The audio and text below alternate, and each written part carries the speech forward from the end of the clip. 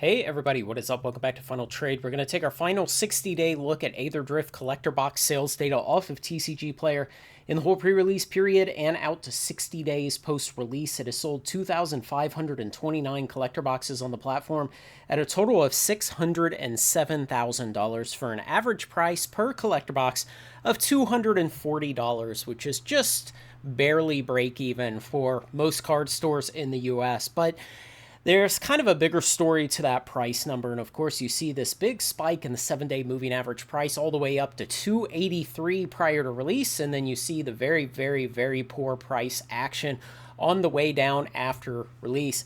And so you can get these today at $185 per box on TCG Player, or as a patron just sent me this deal while I was getting these data together for this video.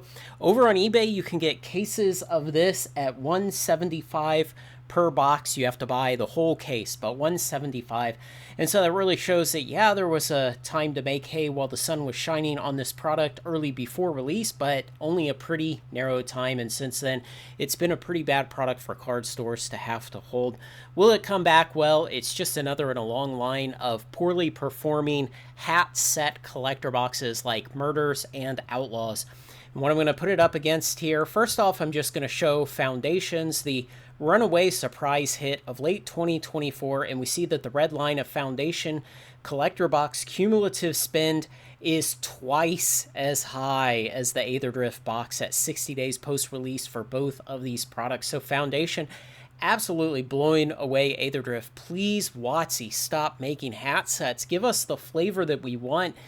Just quit it.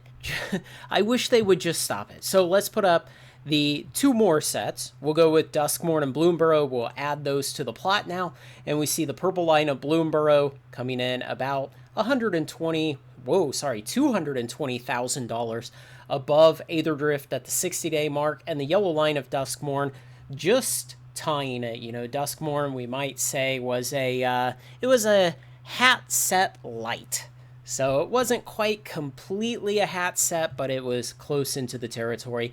And lastly, we'll add Outlaws and Murders, and we'll put those on the plot. We see the green line of Outlaws coming in here, above the blue line of Aetherdrift, and then the light blue of Murders way down there, only 1/3 as much cumulative spend on Murders collector boxes on TCG Player as the blue line of Aetherdrift. And so we see the continued curse of the hat set, and we see just how poorly Aetherdrift has performed in cumulative spend metrics out to 60 days post-release. Now, what'll happen long term? Well, you know, what'll happen is what happens to most TCG products. They do fine in the long term. The question is, how long is the long term for this product? Because we've seen some collector boxes that were truly atrociously engineered, like Kaldheim.